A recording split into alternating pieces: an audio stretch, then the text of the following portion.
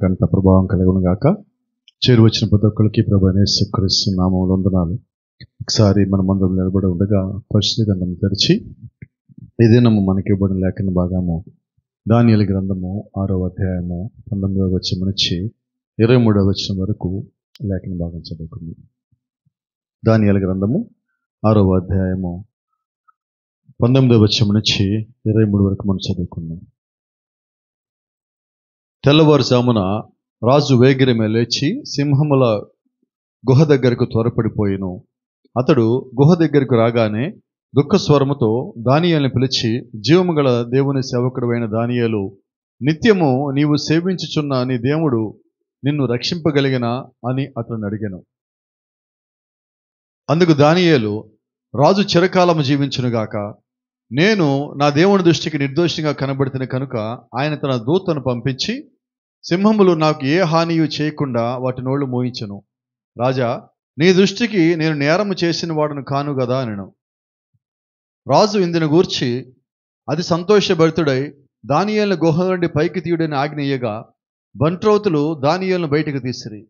అతడు తన దేవుని యందు భక్తి గలవాడైనందున అతనికి ఏ హానియు కలగలేదు. ప్రార్థించుకున్నాం.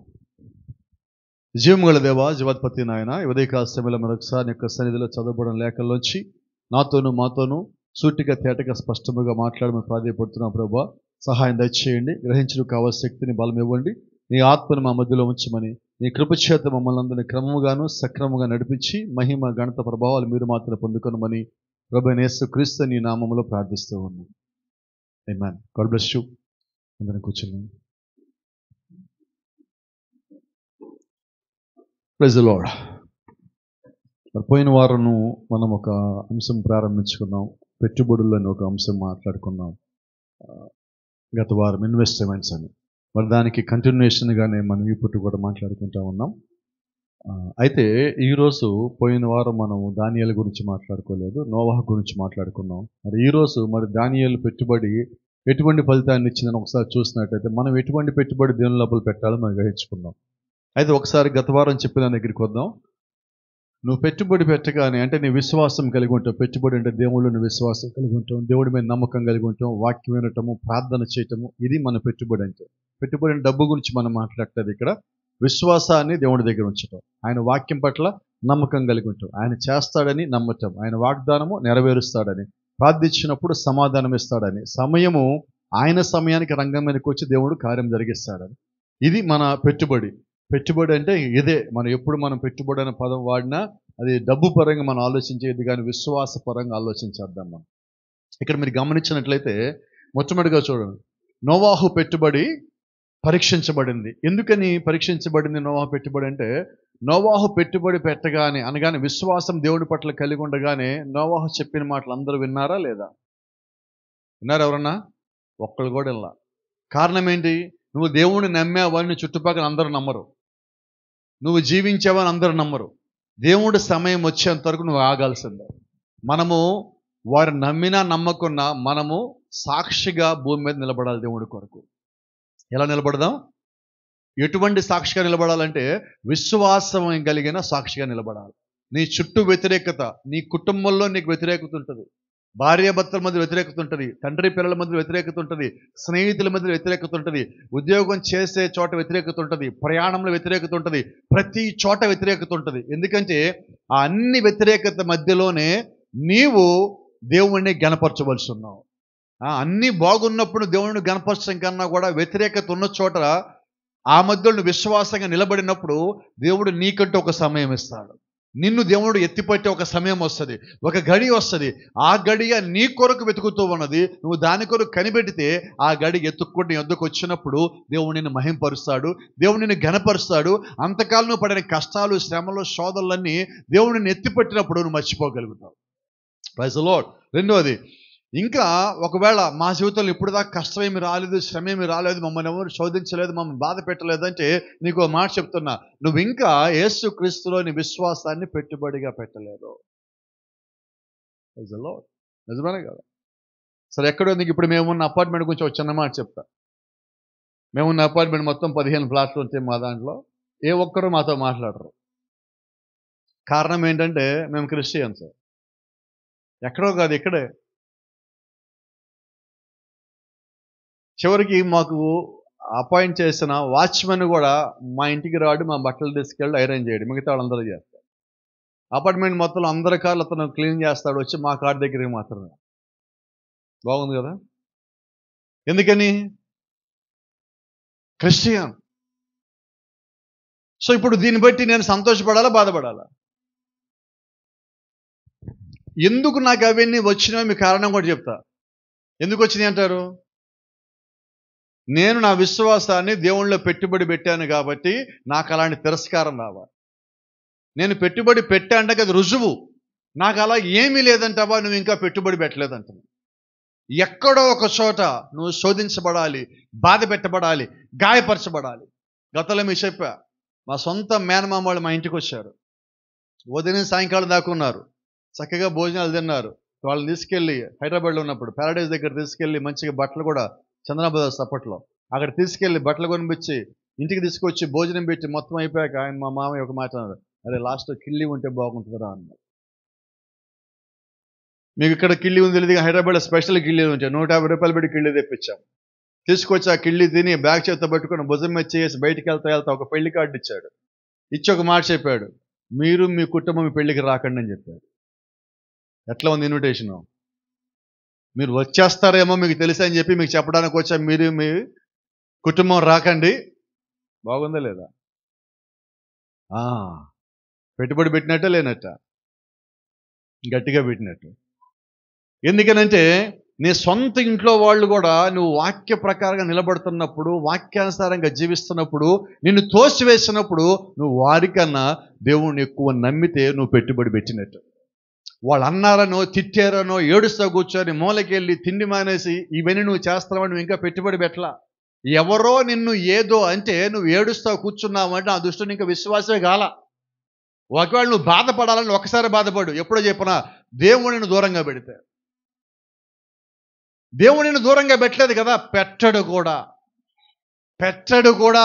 ఎందుకంటే ఆయన రక్తము నీ లోపల ఉన్నది, ఆయన ఆత్మ నీ లోపల ఉన్నది, ఆయన ఇచ్చిన వాక్యము నీ లోపల పనిచేస్తూ ఉన్నది, నీ చుట్టూ ఆయన ఇచ్చిన సమస్తము పనిచేస్తూ ఉన్నది. ఆయన కృప కిందే నువ్వు నడుస్తున్నావు, ఆయన యొక్క దూతల కాపుదల్లోనే నువ్వు భద్రపరచబడి ఉన్నావు.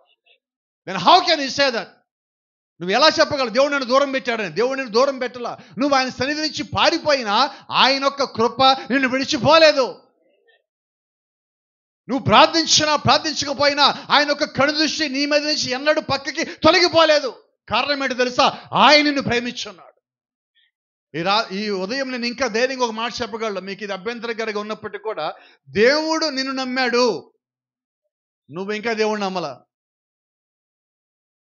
దేవుడు నమ్మాడు, నమ్మబట్టే ముందుగానే వచ్చి రక్తము కాచాడు. మనం ఇంకా రాలా, మనం ఇంకా తప్పులు పాపాలు చేయలా, మనం ఇంకా చెడిపోలా, పాడైపోలా. అప్పటికన్నా ముందుగానే దేవుడు వచ్చి రక్తము కాచి మనల్ని నమ్మాడు, స్వస్థత మన కొరకు ఇచ్చాడు, మనం నమ్మాడు, కృప మన కొరకు ఇచ్చాడు, మనం నమ్మాడు, వాక్యం మనకి ఇచ్చాడు, మనం నమ్మాడు, ఆత్మ మనకిచ్చాడు. మనం నమ్మితే మనం ఏం వదిలాం? మన దగ్గర నేను వదిలేయాలని, దేవుడు పూర్తిగా తిరగాలని దేవుడు మన కొరకు సమస్తం ఇచ్చున్నాడు. దేవుణ్ణి ఎప్పుడైతే నోవాహు నమ్మాడో, నోవాహును దేవుడు నమ్మాడు మొదటగా, ఆ తర్వాత నోవాహు దేవుడు నమ్మాడు, ఆ తర్వాత నోవాహు అన్ని వదిలిపెట్టాడు. మనమే వదిలిపెట్టాం. We never left anything. ఇంకొక సంగతి చెప్పనా, మనం వదిలిపెట్టకపోగా అన్నీ పట్టుకొని తిరుగుతున్నాం. ఆలోచనలు మనతో పాటు పట్టుకొని తిరుగుతున్నాం. మన పద్ధతులు, మన క్రమాలు, మన ఇష్టాలు, మన ఆచారాలు, సంప్రదాయాలు మొత్తం మనతో పాటు బ్యాగులు వేసుకొని తిరుగుతున్నాం. అయితే దేవుడు ఏమంటున్నాడు? సమస్తం విడిచి నన్ను వెంబడించను అంటున్నాడు. మనం ఏమంటున్నాం? సమస్తంతో ఆయన వెంబడిస్తున్నాం. కాబట్టి దేవుడు ఎందుకు మన దగ్గర రాలేకపోతున్నాడు అంటే, అవి వదిలిపెడితే నేను వస్తానంటున్నాడు. మనం ఏమంటున్నాం? నేను వదలను కానీ నువ్వు రావాలి ప్రభు అంటున్నాం. ఈరోజు మన సమస్య అది. ఆ రోజున్న పరిశుద్ధులకి ఈరోజు మనకున్న తేడా ఏంటంటే అదొక్కటే. దీనికి కూడా కారణం మీకు చెప్తాను. ఏంటంటే కారణము, నువ్వు ఎప్పుడైతే దేవుణ్ణి నమ్మటం ప్రారంభించావో, విశ్వాసము దేవుని పట్ల నువ్వు కలిగి ఉంటాము నువ్వు ప్రారంభించున్నావో, అప్పటి నుంచే అపవాది వాడి తుపాకులు మొత్తం నీ మీద గురి పెడతాడు. నేను ఎక్కడ పడగొట్టాలని. చూడండి, వర్తమానంలో ఒక మంచి మాట ఉంటుంది. ఏంటంటే మాట, నువ్వు చర్చికి వెళ్ళే ముందు వాడిని ముందుంటాడు, చర్చి నుంచి వచ్చాక వాడిని వెనకుంటాడు, మొత్తానికి వాడు నీతో పాటు ఉంటాడు. చర్చికి వెళ్ళే ముందు నేను ఎలా కాపాలని ప్రయత్నిస్తాడు. మీరు చూడండి, ఆదివారం ఉదయం మన ఇళ్లలో గొడవలు అవుతాయి. ఆదివారం ఉదయం మనస్పర్ధలు వస్తాయి. అప్పుడే చిరాకులు, అలకలు, కోపాలు, సందేహాలు, తిట్టుకోటాలు, అరుచుకోటాలు. ఆ రోజు అన్నీ పని చేయవు. నిజమా కాదా? ఆ రోజు పంపొస్తా పొద్దున్న, ఆ రోజే గ్యాస్ అయిపోతుంది, ఆ రోజే పెట్రోల్ అయిపోద్ది, ఆ రోజే తాళం కనిపించదు, ఆ రోజే డోర్ ఓపెన్ కాదు. కారణం ఏంటి? ఆడు రెడీగా ఉన్నాడని, వాడి పని బిగిన్ చేస్తాడని. నేనంటున్నాను, నువ్వు పెట్టిన పెట్టుబడి కూడా పని చేస్తుంది కదా. If really put your investment in the lord, definite will work according to the time of God. దేవుడి సమయానుసారంగా నువ్వు పెట్టిన పెట్టుబడి వాడు పని చేసినప్పుడే దానికి వ్యతిరేకంగా దేవుడు కూడా పని చేస్తాడు. వాడిని పడగొట్టాలంటే దేవుడు పడగొట్టడానికి అపవాది దూతలు పంపిస్తే, నిలబెట్టడానికి దేవుడు దూతలు పంపిస్తాడు. వాడి పని పడగొట్టడము, దేవుడి పని నిలబెట్టడము. ఈరోజు దేవుడు చేస్తున్న పని అదే. వాడు తుపాకీలు గురి పెడితే దేవుడిని చుట్టూ ఒక బుల్లెట్ ప్రూఫ్ పెట్టాడు. వాడి తుపాకీ గుళ్ళు నీకు తగలవు. ఆ బుల్లెట్ ప్రూఫ్ పేరేంటో తెలుసా? పరిశుద్ధాత్మ యొక్క కంచె. ఆమేన్. ఇప్పుడు దాని లోపల దేవుడిని ఉంచాడు. నీ చుట్టూ ఆయన ఎప్పుడు రక్షణ వలయం ఉంచాడు. ఆ రక్షణ వలయం దాటి అపవాది యొక్క గుండు నిన్ను తగలదు. వాడు తుపాకీలు అక్కడ దాకే. అయితే తుపాకీ నీకు కనిపిస్తుంది, ఈ కవచం నీకు కనబట్టల్లా. ప్రార్థనలో ఉంటే, విశ్వాసం కలిగి ఉంటే, నువ్వు నిజంగా దేవుళ్ళో పెట్టుబడి పెట్టుంటే ఆ కంచె కవచం కూడా నీకు కనిపిస్తుంది. ఆమేన్. Praise the Lord. దేవుని నామానికి మహిమ కలుగును గాక. కాబట్టి చిన్న చిన్న సంగతులకి నువ్వు బలహీనపడద్దు, చిన్న చిన్న సంగతులకి నువ్వు కుంగిపోవద్దు, చిన్న చిన్న వాటికి నువ్వు బాధపడద్దు. ఈరోజు నువ్వు సువార్త చేసి చేయగానే ఎవడిని ఒప్పుకోడు, ఎవడిని అంగీకరించడు. కారణం ఏంటంటే ప్రపంచమంతా ఏమంటుందంటే, ఇవన్నీ మాకు ఎప్పుడో తెలుసులే. ఎందుకు? ప్రపంచమంతా ఈరోజు దేని కలిగి ఉన్నదంటే జ్ఞానం కలిగి ఉన్నది. ఏం జ్ఞానం కలిగి ఉన్నది? గొప్ప గొప్ప జ్ఞానవంతులు ఈరోజు భూమి మీద ఉన్నాడు. అయితే బైబిల్ అంటున్నది, దేవుడు గొప్ప గొప్ప వాళ్ళని పక్కన పెట్టాడు. మనం గొప్ప వాళ్ళని ఎదిగామా? నువ్వు ఇంకా పెట్టుబడి పెట్టాల. మనం గొప్ప వాళ్ళ కోసం చూసామా? ఇంకా నువ్వు విశ్వాసం కలిగి ఉండాల. మనం గొప్ప గొప్ప వాటి వెనకాల మనం తిరిగామా? నువ్వు ఇంకా దేవుని లోపలికి రాలా, ఇంకా నువ్వు క్రైస్తవుడు కాలా. ఎందుకంటే దేవుడు గొప్ప గొప్పదాన్ని ఎన్నుకోవాలా. అల్పమైన బెత్లెహేమా, నీవు ఎంత మాత్రము ఇక అల్పమైన దానివి కావు. ఎందుకంటే దేవుడు చిన్న గోత్రం ఎన్నుకొని దాని అన్నిటికన్నా పెద్ద గోత్రం చేశాడు. చిన్న ఊరిని ఎన్నుకొని పెద్ద ఊరం చేశాడు. బెత్లెహేము చిన్న ఊరు, యూదా గోత్రం చిన్న గోత్రము. ఆ గోత్రాలు తీసుకొని దేవుడు దాని లోపలికి వచ్చి వాటిని పెద్దదిగా మార్చున్నాడు. అలాగే ఈరోజు నువ్వు దీనుడిగా ఉన్నప్పుడు, తగ్గింపు కలిగినప్పుడు, దీనత్వంలో ఉన్నప్పుడు దేవుడు గొప్పవాళ్ళని ఎంచుకోవాలా, దీనుల్ని ఎంచుకున్నాడు. తగ్గింపు కలిగి ఎంచుకున్నాడు. వారిలో ఆయన ఉండి ఆయన్ని నీ లోపల చూపించినప్పుడు నిన్ను ఆయన గణపరుస్తా ఆ ఘనత ఆయన పొందుకుంటున్నాడు. Praise the Lord. దేవుని నామానికి మహిమ. గమనించండి. But if you have made your investment, ఒకవేళ నీవు కానీ నీ పెట్టుబడి దేవుళ్ళగా ఉంచినట్లయితే, and got your policy stamp and sealed by the Holy Ghost. చిన్న మాట జ్ఞాపం చేస్తా. ఒకవేళ నువ్వు పరిశుద్ధాత్మలో, దేవునిలో, విశ్వాసంలో, వాక్యంలో నువ్వు కానీ పెట్టుబడి పెట్టినట్లయితే, ఇందా మనం మాట్లాడుకున్నాం, పెట్టుబడి అంటే విశ్వాసము, నువ్వు దేవుళ్ళో ఉంచడం పెట్టుబడి. ఇప్పుడు ఆ పెట్టుబడి నువ్వు దేవుళ్ళో ఉంచినట్లయితే దేవుడు నీకు ఇచ్చేది ఏంటంటే, నీ విశ్వాసాన్ని దేవుడు అంగీకరిస్తే మొట్టమొదటిగా నీ విశ్వాసం స్టాంప్ వేయబడుతుంది. ఆమేన్. చెప్పగలరామని ఒకసారి అవునా? దేని ద్వారా స్టాంప్ వేయబట్టం అంటే, ఈ స్టాంప్ వేయబడేది ఆత్మచేత ముద్రించడానికి దాన్ని స్టాంప్ వేయబట్టమంటాం. ఎఫెసీయులు 4:30 ఏం చెప్తుంది మనకి? ఆయన యందు మీరు విమోచన దినం వరకు ముద్రించబడి ఉన్నారు. ఈ వాక్యము పౌలు గారు ఎప్పుడు రాశాడంటే, నీవు నేను భూమి మీదకి రావడానికి సుమారుగా 1900 సంవత్సరాల క్రితం రాశాడు. అంటే దేవుడు మనల్ని ఎప్పుడు ముద్రించాడు అంటున్నాడు. ఆయన ఎప్పుడు ముద్రించాడని చెప్తున్నాడు అంటే, జగత్ పునాది కన్నా ముందే ముద్రించాడని చెప్తున్నాడు. మరి ఆ ముద్ర మన మీద ఉంటే, నీ విశ్వాసం ఆయనలో పెట్టుబడి పెట్టినట్లయితే, ఇక ఇప్పుడు నేను ఎవరైనా ఆ విశ్వాసం నుంచి, అంటే దేవుడి పట్ల నువ్వు కలిగి ఉన్న విశ్వాసం నుంచి నేను దూరం చేయగలరా? గట్టిగా చెప్దామా? ఆ దేవుడి పట్ల నువ్వు కలిగి ఉన్న అటువంటి విశ్వాసాన్ని ఎవరన్నా చెరపగలరా? వారు రబ్బర్ తీసుకురాని, తుపాకులు తీసుకురాని, పెట్రోల్ తీసుకురాని, ఏం తీసుకొచ్చినా కూడా దేవుణ్ణి నీకు అనుమతించిన, లేకపోతే స్టాంప్ వేసిన, ముద్ర వేయబడిన విశ్వాసంగా నువ్వు కలిగి ఉన్నట్లయితే దాన్ని ఎవరు దేవుడి నుంచి వేరు చేయలేరు. లేఖనం ఒక మాట చెప్తా ఉన్నది, దేవుని ప్రేమ నుంచి మనలను, ఏమో గట్టిగా రావట్లేదు, ఇంతమంది ఉన్నట్టుగా లేదు ఇప్పుడు నాకు. దేవుని ప్రేమ నుంచి మనలను ఎడబాపు వాడు ఎవడు లేడు. క్రీస్తు మన పక్షమున ఉండగా మనకి లేడు. అంటే నీ విశ్వాసం ముద్రేయబడినది అంటే నీకు విరోధి లేడు. వాడు నీకు విరోధులు అని చెప్పుకోవాలా. అయితే నీకెవడు విరోధి లేడు. ఎందుకంటే నువ్వు దేవుళ్ళో ఉంటే, దేవుడు నీలో ఉంటే వాడు నీకు విరోధి కాదు, నీలో ఉన్న దేవుడికి విరోధి. కాబట్టి నీలో ఉన్న దేవుడికి విరోధి గురించి నువ్వు ఆలోచించక్కర్లా, ఆయన ఆలోచించుకుంటాడు. నువ్వు అంత నమ్మకం కలిగి ఉంటే. అంతేనా? అయితే మనము మానవులం కదా, మనం ఏం చేస్తామంటే మన శత్రువుల గురించి మనమే ప్లాన్లు వేస్తాం. వేస్తామేమా? ఎన్ని ప్లాన్లు? Plan A fail అవుద్దామని plan B, ఇది కూడా నమ్మకం లేదుగా ప్లాన్ సి. అయితే నేనంటా, నువ్వు పెట్టుబడి పెట్టావా? నీకెందుకు ప్లాన్లు వేసే పని అంటున్నా? దేవుడు నీకు ప్లాన్లు వేసే పని ఇవ్వాల, ప్రార్థన చేసే పని ఇచ్చాడు. ఐడియాలు వద్దు. పోయిన వారం మాట్లాడుకున్నావా? ఐడియాలు జీవితాలు మార్చవు, నాశనం చేస్తాయి. ప్రార్థనలో జీవితాలు మారుస్తాయి. కాబట్టి మనం ఏం చేద్దామని ఐడియాలు వేయొద్దు. ఐడియాలు వేసి నిర్ణయాలు తీసుకుంటే జీవితాలు వెనక్కి పోతే ముందుకు పోవు. అయితే ప్రార్థన చేస్తే వెనక్కి పోయిన జీవితాలు కూడా ముందుకు పోతాయి. కాబట్టి ఈరోజు మనం చేయాల్సిందంటే విశ్వాసము దేవుని పట్ల సంపూర్ణంగా కలిగి ఉండాలి. అయితే దేవుని పట్ల విశ్వాసం కలిగి ఉన్నప్పుడు నేను చేయాల్సిన పని ఏంటో తెలుసా? ఒక్క మాట నీకు జ్ఞాపకం చేస్తా. ఏంటంటే అది గట్టిగా చదవచ్చు, తెలుగే కదా, ఇంగ్లీష్ చెప్పట్లే మీకు. ఒంటరిగా గడిపామా? సరే, ఎప్పుడో వద్దండి. పోయిన ఆదివారం నుంచి ఈ ఆదివారం వరకు కనీసం రోజుకి 60 నిమిషాలు ప్రార్థన చేస్తున్నాడు. ఒకసారి చేయి తీసుకొస్తే ఎత్తగలరా? చేయి తీసుకొస్తే, లేకపోతే వద్దు. ఎక్కువసేపు అడగలేను, కనీసం గంట. ఎందుకని గంట అన్న? వాస్తవంగా 2 గంటల 40 నిమిషాలు అనాలి నేను. గంటకే భయం వేస్తుంది చేయి తెస్తారు లేదా అని. 2 గంటల 40 నిమిషాలు ఎక్కడ ఎత్తాలి నేను? అంతేనా? రోజుకి టైము గడియారాలు ఎన్ని గంటలు ఉంటాయి? 24. దాంట్లో 10% ఎంత? దశభాగం అదే కదా. అంతేనా కదా? దేవుడికి ఎంత ఇమ్మని అడిగా ఇప్పుడు నేను? ఆయన దశభాగం ఆయనకి ఇచ్చేయండి. దేంట్లో? ప్రార్థనలో. మిగతా అన్నిట్లో మనం ఇస్తున్నాం. అంతేనా? కొద్దిమంది ఉన్నారు ఇప్పటికి కూడా మొబైల్ రాత్రి 12 గంటలు అయితే ఏం చేస్తారు? దాంట్లో డేటా మిగిలిపోకూడదు కదా మర్నాటికి. అది ఏదో రకంగా అవగొట్టాలి ముందు. అంతేనా? అంతేగాని ఈరోజు అయిపోతుంది అదే శ్రద్ధ కలిగి కాసేపు మనం కూడా ఈరోజు అయిపోతుంది 2 గంటల 40 నిమిషాలు ఇంకా అవ్వలేదు ప్రార్థన చేద్దామని ఉంటుందా? ఎందుకంటే ఇలాంటి ఆలోచన రావు మనకి. ప్రార్థనలో నువ్వు ఎంతసేపు గడుపుతున్నావో అంత ప్రభావం ప్రార్థన నీ జీవితంలో కలిగి ఉంటుంది. You know, if really put your knees on the floor, నిజంగా నీ మోకాళ్ళు నేల మీద ఆనిచ్చిగా ఉంచినట్లయితే దేవుని యొక్క శక్తి పరలోకం నుంచి నీ మీదకి రాగలదు.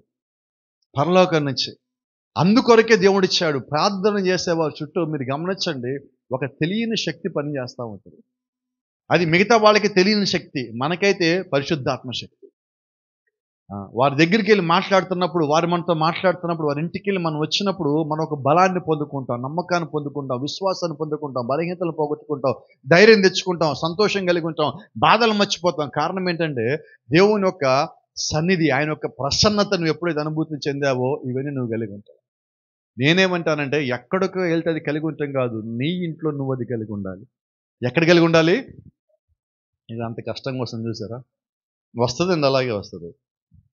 రెండోది, మనకి కావాల్సింది ఏంటంటే మరీ ముఖ్యమైనది వ్యక్తిగత ప్రార్థన, పర్సనల్ ప్రేయర్. సంఘానికి వచ్చి మనం ప్రార్థన చేస్తాం.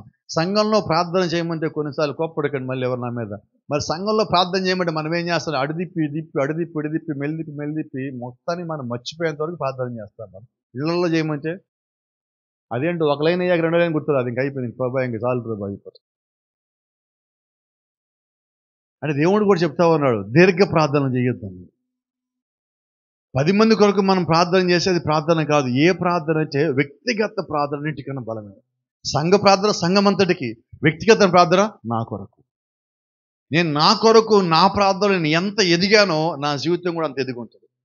రెండోది, నేను ఎక్కువ ప్రార్థన చేస్తానని ఎవరొక్క చెప్పుకోడు. నాకు తెలిసి భూమి మీద ఏ ఒక్కడు చెప్పుకోడు ఎక్కువ ప్రార్థన చేస్తాను నేను. అయితే మనకు ఒక అలవాటు ఉంది, నేను 2 గంటలు ప్రార్థన చేస్తాను తెలుసా, రోజుకి గంట ప్రార్థన చేస్తాను తెలుసా అని ఎవరైతే ఒక వ్యక్తి చెప్తా ఉన్నాడో అసలు ఆ వ్యక్తి ప్రార్థనలో లేడని. ఎందుకంటే ప్రార్థనలో ఉన్న వ్యక్తి ఎప్పుడు ఎలాగుంటాడంటే జీవితాన్ని మార్చుకొని ఉంటాడు, గొప్పలకి దూరంగా ఉంటాడు, పేరు ప్రతిష్టకు దూరంగా ఉంటాడు, లోకానికి దూరంగా ఉంటాడు, చెడ్డ పనులకు దూరంగా ఉంటాడు. దేవుని కొరకు నేను ఏం చేయాలని ఒక ప్రయాస భారం కలుగు. ఎప్పుడు ఒక ప్రార్థనాపరమైన ఒక జీవితం ఎలా ఉంటుందంటే, కొలతేస్తే అతని జీవితంలో అన్ని దేవుడి కార్యాలే కనిపిస్తాయి. ఏ కార్యాలు? మరి మన జీవితంలో ఎన్ని ఉన్నాయి దేవుని కార్యాలు? ఒక వారంలో ఎన్ని కార్యాలు ఉన్నాయి దేవుడివి? నెలలో ఎన్ని కార్యాలు ఉన్నాయి? సంవత్సరాలు ఎన్ని కార్యాలు ఉన్నాయి? ఆత్మ సంబంధమైన కార్యాలు ఎక్కువ జరుగుతాయండి మన వాక్యానుసారంగా ఉంటే. శరీర సంబంధమైనవి తక్కువ జరుగుతాయి, భౌతికమైనవి ఇంకా తక్కువ జరుగుతాయి. ఎప్పుడు మనకు కావాల్సింది నిత్యము మన లోపల వాక్యము మార్పు తీసుకొచ్చేదిగానే ఉంటుంది. అటువంటి మార్పుని ఈరోజు దేవుడు మన నుంచి ఆశిస్తా ఉన్నాడు. Praise the lord.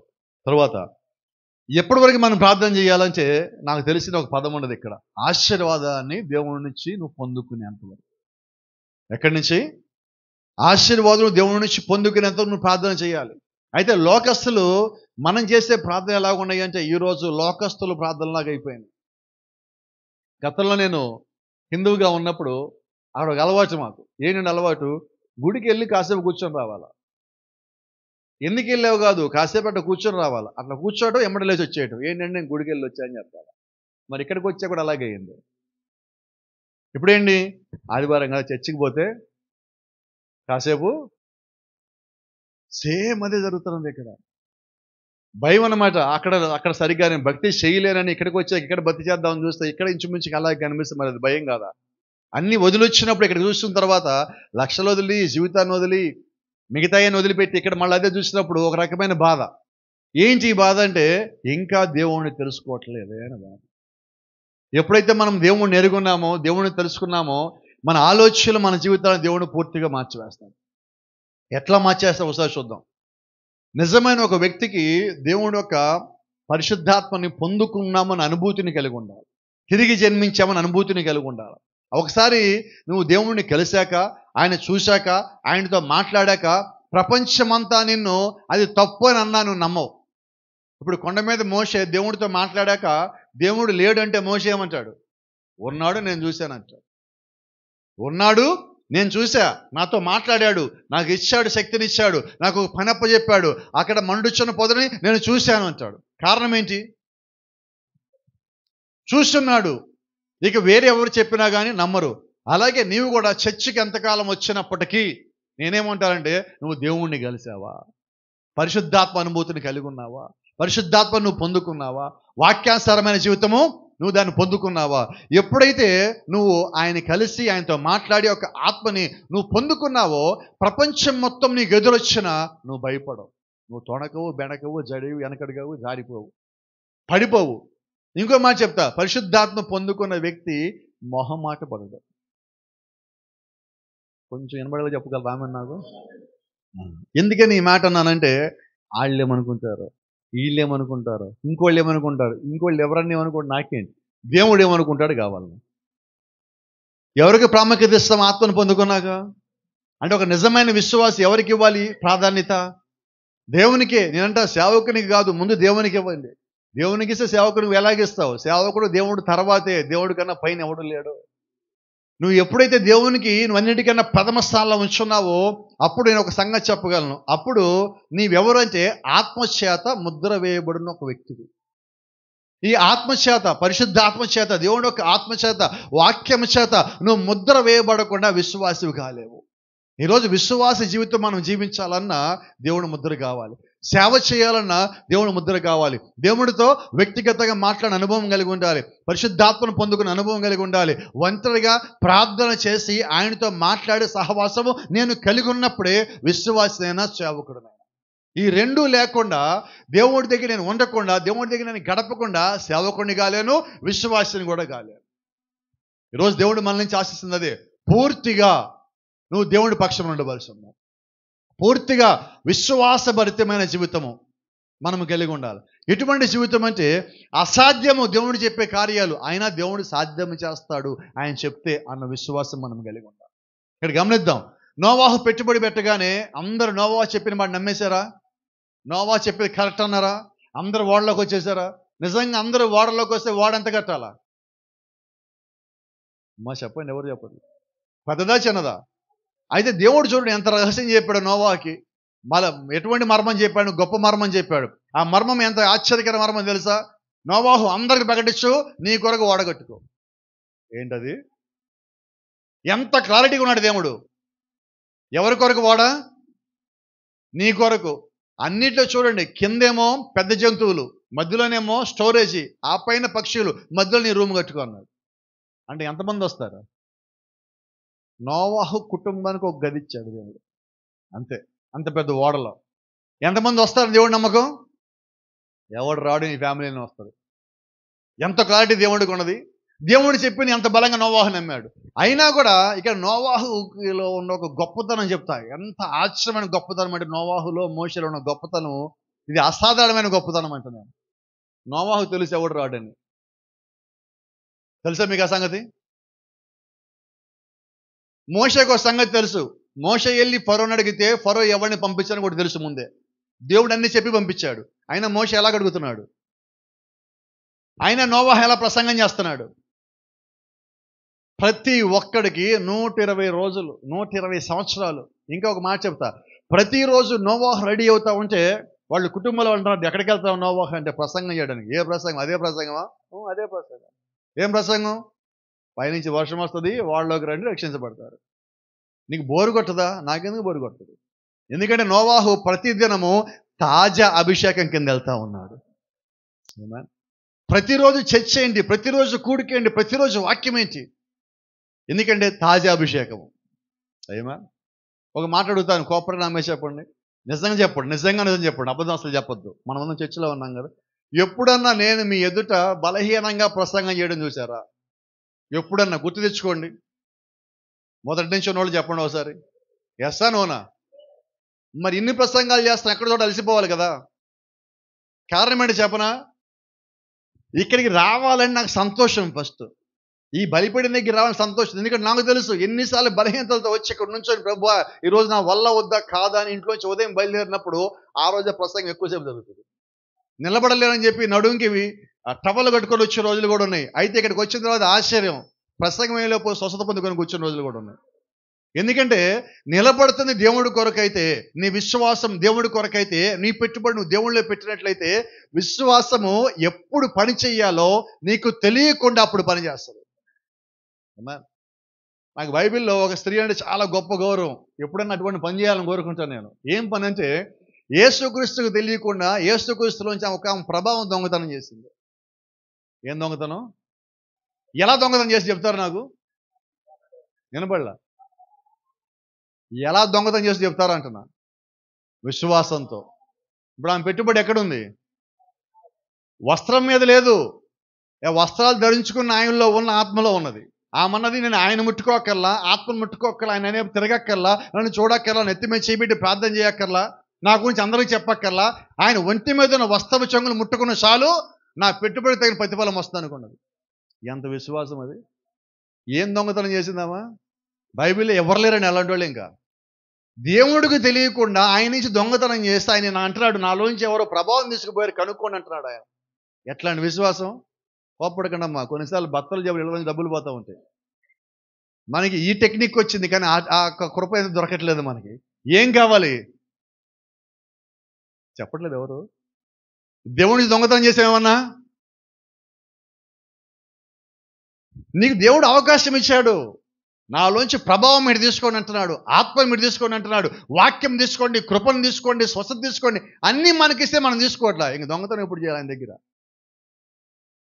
అప్పటికి ఇంకా రక్తం కాచలా, ఇంకా ఆయన కృపను విస్తరించలా, ఇంకా ఆయన స్వస్థత కొరకు రక్తం చిందించలా భూమి మీద. అంతకన్నా ముందే ఆయనలో అవి నువ్వు గ్రహించి ఆమె తీసేసుకుంది. నిజంగా ఎటువంటి విశ్వాసం ఆమెది! నిజంగా అటువంటి పెట్టుబడి కానీ మనం పెడితే ఆయన దగ్గర ఈరోజు ఎలాగుండాలి? ఇంకొకటి, ఆమె ఒకరోజు కాదు బాధ. నేను మీకు చెప్పాను చూడ, నువ్వు దేవుళ్ళలో పెట్టుబడి పెడితే నువ్వు శ్రమలు ఎదుర్కోవాలి, శోధనలు ఎదుర్కోవాలి. ఎందుకంటే అపవాది శోధన నీకు రావాలి. 12 ఏళ్ళు ఆమె శోధించబడింది, కానీ వదిలేసిందా? 12 ఏళ్ళు ఎక్కడో చోట ట్రై చేస్తాను స్వస్థత పొందుకోవటానికి. లాస్ట్కి ఆమెకు ఒక చోట గురి కుదిరింది. ఎక్కడ గురి కుదిరిందంటే, వాక్యము సంపూర్ణంగా విశ్రాంతి తీసుకుని ఒక స్థలం ఉన్నది. ఆ స్థలం పేరే ప్రభువైన యేసుక్రీస్తు.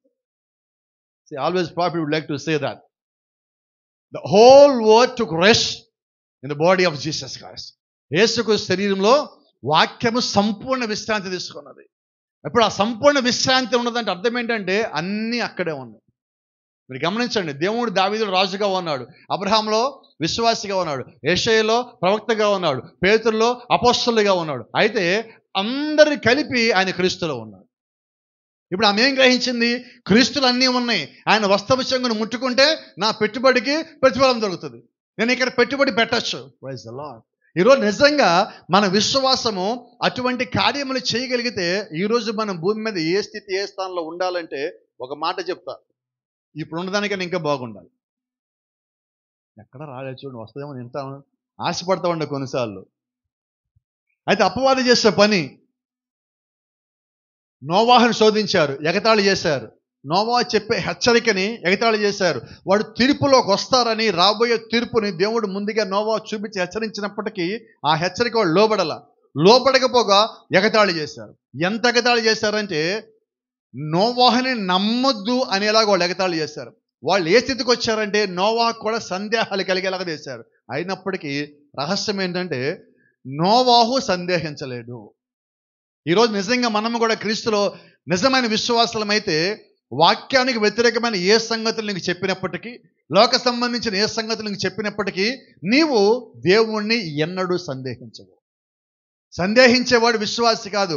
విశ్వాసి అంటే అర్థమేంటి తెలుసా? సందేహాలు లేకుండా నమ్మేవాడు, ప్రశ్నలు లేకుండా నమ్మేవాడు. అటువంటి విశ్వాసము దేవుడు ఈరోజు మన నుంచి ఆశిస్తా ఉన్నాడు. Praise the Lord. ఈరోజు భూమి మీద ఒక చిన్న మాట చెప్తా. ఇప్పుడు ఎత్తబాటు ఉందంటే ఎంతమంది నమ్ముతారు? మనం నమ్ముతున్నాం, ఇక్కడ అందరూ నమ్ముతున్నాం. బయట వాళ్ళకి చెప్పండి, సంవత్సరానికి 3 సార్లు 4 సార్లు చర్చికి వెళ్తారు కొద్దిమంది. కోపపడకండి, నాకు ఎవరి మీద కోపం లేదు. ఒకవేళ వాళ్ళ దగ్గరికి వెళ్ళి ఒక ఎత్తబాటు ఉంది, ఒక థియోపని ఉన్నది, దేవుడు ఒక రాకడ ఉన్నది, మనం పైకి వెళ్తాం, మన దగ్గర మన ఈ శరీరం కాకుండా ఈ శరీరం ఇక్కడ పడేసి ఇంకొక శరీరం ధరించుకుంటే ఆ శరీరం ఈ శరీరంలాగే ఉంటుంది, దానికి నొప్పి ఉండదు, బాధ ఉండదు, శోధ ఉండదు, రక్తం ఉండదు, మాంసం ఉండదు, ఆత్మతో ఉంటుంది అని మనం చెప్తే వాళ్ళు ఏమంటారు? చాలాసార్లు మేము కూడా చర్చికి వెళ్తాం. ఏం జరిగింది ఇప్పుడు? వీళ్ళంట ఎత్తపడతారంట, ఈ గుంపు అంట పైకి వెళ్తారంట. చూడండి అమ్మ, వీళ్ళు ఎంతకాలం చెప్తారు ఈ మాట? వెళ్ళారు వీళ్ళు? ఒకళ్ళన్నా వెళ్ళారా? ఎలాగున్నది ఈరోజు అంటే నీ చుట్టూ ఉన్న సమాజం అంతా ఎలాగున్నదంటే ఎగతాళి చేసేవాళ్ళు. ఎగతాళి. నోవాహు దినాలు ఎగతాళి చేసిన వారు ఆ దినమే కాదు, ఈ దినం కూడా ఉన్నాడు. ఎందుకంటే ప్రభు యేసుక్రీస్తు అంటున్నాడు, ఆయన యొక్క రాకడ దినములు నోవాహు దినములు ఉన్నట్టుగా ఉంటాయి, లోతు దినములు ఉన్నట్టుగా ఉంటాయి. ఎగతాళి, బలాత్కారము, చెడిపోవటము, పాడైపోవటము, ఏ ఒక్కరి నమ్మటానికి వీల్లేని స్థితిలో లోకం ఉంటుంది. అటువంటి స్థితిలోనే ఇప్పుడు మనం జీవిస్తున్నాం. పాడైపోయిన చెడిపోయిన స్థితిలో కూడా దేవుడికి గుప్పిడి ప్రజలు ఉంటారన్నాడు. దేవుడి గుప్పిడి ప్రజలు ఎక్కువ మంది లేరు, మంది కనిపించచ్చు, కానీ మందిలో దేవుడికి కావాల్సిన వారు కొద్ది మందే ఉన్నారు. ఇంతమందిలోంచి దేవుడు తన వారిని ఏరి ఎన్నిక చేసుకున్నాడు. Praise the Lord. అది ఈరోజు నిజంగా మనము దేవుడిని కలిగి ఉండాలంటే, దేవుని యొక్క వాక్యాన్ని గ్రహించాలంటే, వారిలాగా ఉండాలంటే మనకు కావాల్సిన ఏంటి? ప్రాముఖ్యమైనది క్రీస్తు యేసుకు కలిగిన మనస్సు. ఫిలిప్పీయులు 2:5 అంటున్నాడు ఆయన, క్రీస్తు యేసు కలిగిన ఈ మనస్సు మీరు కలిగి ఉండండి. నేను అంటున్నాను, క్రీస్తు యేసు కలిగిన మనస్సు ఏ మనస్సు? క్రీస్తు అంటే వాక్యము, మరి మనసు అంటే వాక్యము. మరి క్రీస్తు యేసుని కలిగిన మనసు కలిగి ఉండాలి, మనం ఏం కలిగి ఉండాలి? వాక్యము కలిగి ఉండాలి. దానికన్నా మించి ఇంకేమైనా కలిగి ఉండాలంటే ఆత్మను కలిగి ఉండాలి. ఎందుకంటే వాక్యము తెలిసిన దాన్ని వివరించేవాడు ఆత్మే కాబట్టి. నువ్వు పరిశుద్ధాత్మని కలిగి లేకుండా వాక్యం మొత్తం బట్టి పెట్టినా, వర్తమానం మొత్తం బట్టి పెట్టినా, ఈరోజు మనకి చాలా మంది చూడు, కోడులు చెప్తారు, ప్రసంగాల పేర్లు చెప్తారు, బైబిల్ మొత్తం అప్పచెప్పేస్తారు, కానీ జీవితంలో క్రియలు లేవు. ఈరోజు క్రీస్తు యేసు కలిగిన మనసు కలిగి ఉంచమంటే వాక్యము తెలియటమే కాదు, దాని క్రియలు కూడా నువ్వు కలిగి ఉండాలి. ఈరోజు క్రియల్లో లోపాలు ఉన్నాయి. ఈరోజు వర్తమానం అనేక మంది నమ్మకపోవడానికి కారణం ఏంటంటే వర్తమానంలో జీవించే వాళ్ళు దాన్ని తగినట్టుగా లేకపోబట్టి అనేక మంది నమ్మట్లా, అనేక మంది రాటల్లా. అయితే దేవుడి సమయానికి రావాల్సిన ప్రతి ఒక్కడు వస్తాడు. ఎందుకంటే మనం చెప్పేది మన మాటలుగా దేవుడి మాటలై ఉన్నాయి కదా. Praise the Lord. ఈరోజు మనం చెప్పాల్సింది ఏంటంటే ఒక్కటే, చెయ్యాల్సింది ఒక్కటే. ఆత్మ ఏం చెప్పిందో అదే చెప్పాలి, దేవుడు ఏం చెప్పాడో అదే మనం చెయ్యాలి, అదే మనం వినాలి. మనుషుల మాటలు కాదు దేవుడి మాటలు, నోవాహుకి ఎంతమంది చెప్పారు, నోవాహు ఎవరి మాట వినలా, దేవుడి మాట విన్నాడు. మోషేకి ఎంతమంది చెప్పినా మోషే ఎవరి మాట వినలా, దేవుడి మాట విన్నాడు. దానియేలుకి ఎంతమంది చెప్పినా ఎవరి వాళ్ళ మాట వల్ల, దానియేలు దేవుడి మాట విన్నాడు. ఈ రోజు మనము కూడా భూమి మీద ఉన్న ప్రజలుగా లోకస్తులు నీ కుటుంబ విషయాల్లో, నీ ప్రార్థనా జీవిత విషయాల్లో, నీ వ్యక్తిగత విషయాల్లో, వాక్య విషయాల్లో లోకస్తులు ఎంత జోక్యం చేసుకున్నప్పటికీ వారు చెప్పింది వాక్యానుసారమైతేనే నువ్వు చేయవలసి ఉన్నావు. వాక్యానుసారం కానిది, వాక్య వ్యతిరేకమైనది, లోక సంబంధించింది వాళ్ళు ఏది కలపాలని ప్రయత్నం చేసినా నువ్వు దాని నుంచి దూరంగా జరగవలసి ఉన్నావు. Praise the Lord. అందుకొరకు ఈరోజు మనకి కావాల్సింది ఏంటంటే మన విశ్వాసాన్ని సంపూర్ణంగా దేవుని లోపల పెట్టుబడి పెట్టడము. ఎక్కడ పెట్టుబడి పెడదాం? పోయిన వారం ఒక పెట్టుబడి పెట్టాలని చూసాం. ఈ వారం ఇంకొకరు చూద్దాం. ఈయన పేరు దానియేలు అండి. ఇక్కడ మాట చూడండి, there was another man I would like to a policy holder. ఎవరండి ఆయన? దేవుడి దగ్గర ఒక పాలసీ తీసుకున్నాడు. ఏం పాలసీ అది? మీకు అందరూ తెలుసు, ఇన్సూరెన్స్ పాలసీ తెలియని దాదాపుగా ఎవరు ఉండరు. అందరికీ పాలసీలు ఉన్నాయి. కొన్నేమో మనం ఉండగా డబ్బులు వస్తాయి, కొన్నేమో మనం పోయాక మన వాళ్ళకి డబ్బులు వస్తాయి. ఇలాంటి 2 పాలసీలు ఉన్నాయి. ఉంటే ఏమన్నా అయితే హాస్పిటల్ ఖర్చు, పోతే ఏదన్నా అయితే ఇంటే వాళ్ళకి మన లేని స్థానంలో వచ్చే ఖర్చు. ఈ 2 ఖర్చులు మనకు వచ్చేది. అయితే ఇక్కడ ఈ పాలసీ ఏంటంటే నువ్వు జీవించి ఉండగా, నువ్వు మరణించాక తిరిగి లేచేంత వరకు కూడా ఈ పాలసీ పనిచేస్తుంది. ఇది మంచి పాలసీ కదా. ఈ పాలసీని ఫాలో అవుదామా? ఇక్కడి నుంచి మన పాలసీ ఏంటంటే ఈ పాలసీని ఫాలో అవుతాం. మనకు సొంత పాలసీలు వద్దు, ఈ భూ సంబంధమైన పాలసీలు పనిచేయవు. ఒక మాట చెప్తాను, కోప్పడకండి. ఇప్పుడు మనం ఇన్సూరెన్స్ చేసాం, ఆ డబ్బులు ఎక్కడి దాకా వస్తాయి? సమాధి దాకా కూడా రావు. మనం పోయామని కన్ఫర్మేషన్ చేసుకున్నాక, ఆ సర్టిఫికేట్, డెత్ సర్టిఫికేట్ వచ్చాక, అది తీసుకెళ్ళి మన ఇంటి వాళ్ళు ప్రొడ్యూస్ చేశాక ఆ తర్వాత ఎప్పటికో వస్తాయి మొత్తాన్ని. అంటే బతికొండగా మనకి రావు. పోనీ సమాధిలోకి వెళ్ళాక ఆ పాలసీ పనిచేసిందా? లేదు. అయితే నేనేమంటాను, నువ్వు బతికుండగా ఖర్చు లేకుండా నీ దగ్గర ఉన్న విశ్వాసాన్ని దేవుని లోపల పెట్టుబడి పెడితే, నువ్వు మరణించాక నీ సమాధిలో కూడా నీ కొరకు దూతలు కావలి కాస్తారు. నిత్యరాజ్యాలు నీ కొరకు ఒక స్థలం ఉన్నది, దేవుడు ఒక ఏర్పాటు ఉన్నది. దూతలను తీసుకెళ్ళవలసి ఉన్నారు. పరలోక రాజ్యం చేర్చేంత వరకు వాడిది బాధ్యత.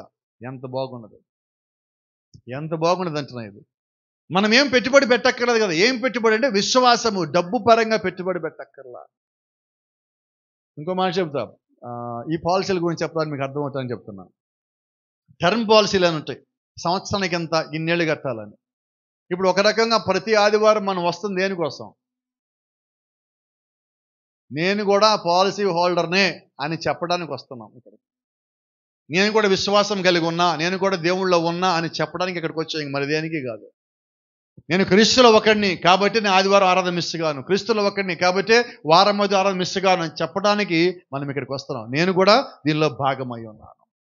అది ఇదే సమయంలో అపవాది మీ జ్ఞాపకం చేస్తున్నా. అపవాది ప్రతిసారి మన దగ్గరికి వచ్చినప్పుడు నువ్వు పెట్టుబడి పెట్టావు అని రాగానే వాడు ఫస్ట్ చేసే పనికి సందేహం కలిగించటము, అపనమ్మకం కలిగించటము. అది let me tell you one secret. నీ విశ్వాసాన్ని నువ్వు ఎప్పుడూ పోగొట్టుకోవద్దు. ఎప్పుడు.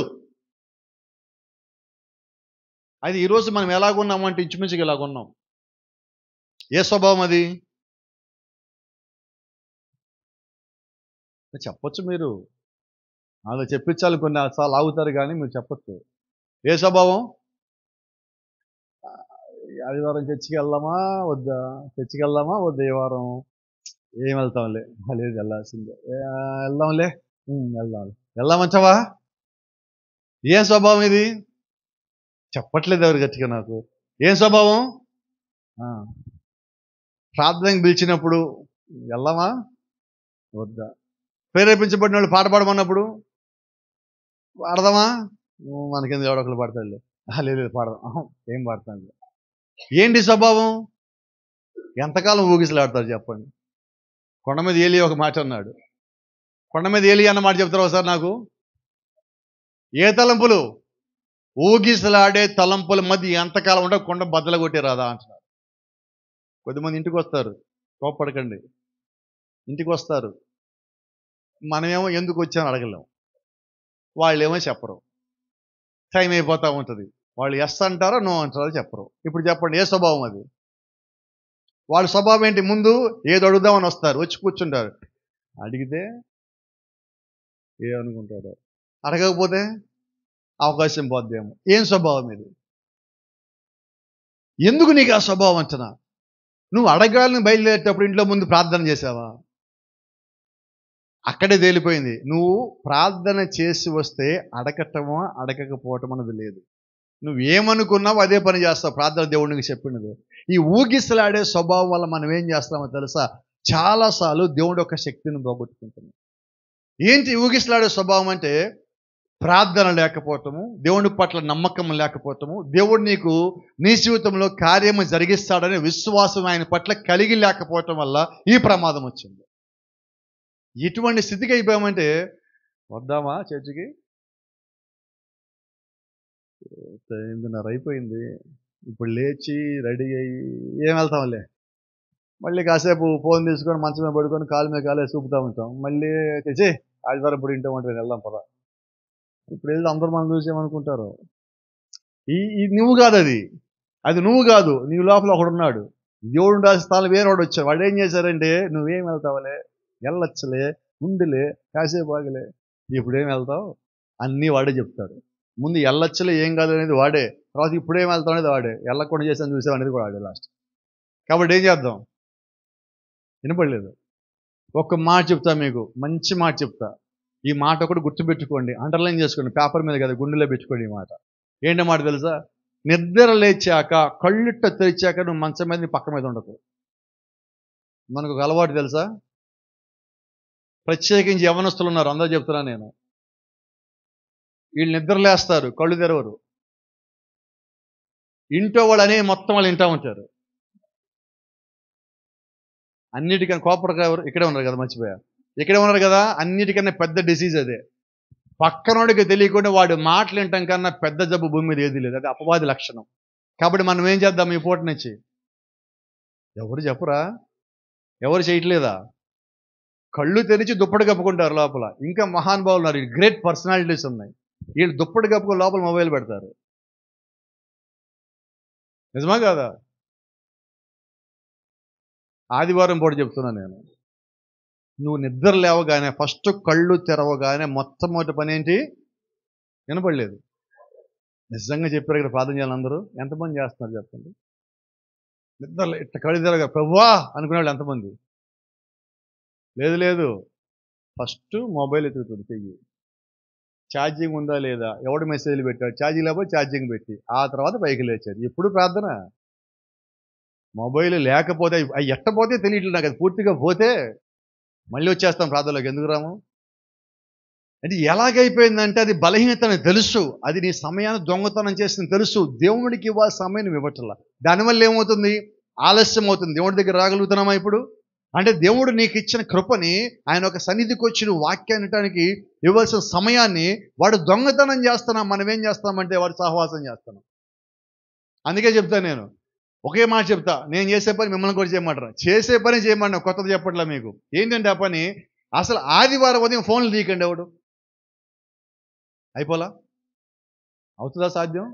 అయితే ఎప్పుడో ఏమేనా అనేవాళ్ళు కదా అందరూ. మీరు ఎవరు అనలేదే. శనివారం సాయంత్రం నుంచి మానేయండి. శనివారం సాయంత్రమే రేపు ఏ పాట పాడాలా, రేపు ఏ ప్రార్థన చేయాలా, అంతేనా? మంచి విశ్వాసులు ఉన్నారు, ఆదివారం చర్చికి వెళ్ళే ముందు 2 తలుపులు తీస్తారు ఇట్లాగా. ఎవరు చెప్పారు ఇక్కడ? అమ్మా ఎవరు? వెస్సిల్లనా? హెల్ప్ చేస్తుంది నాకు. ఏ డ్రెస్ వేయాలి? పోయిన వారు ఇదేసా, జనవరిలో ఇదేసా, ఫిబ్రవరిలో ఇదేసా, ఇప్పుడు ఏమయ్యాలి? ఎంత సమస్య! లేకపోతే లేక సమస్య, ఉంటే ఉన్న సమస్య. ఎందుకు ఈ సమస్య? నీకు ఇంత సమస్యను తెలిసి ఊగిసలాటం ఎందుకు? ఇదే ఆధారం ఎందుకు? ఏదో ఒకటి తేల్చుకోరాదా? శనివారం రాత్రి డిసైడ్ అవ్వు. మీకు అర్థం కాలేదు. పాత నిబంధనలో దేవుడు ముందు రోజు ఒక రోజు పెట్టాడు. ఏం రోజు అది? వినపడలా? మనకే దినం అది?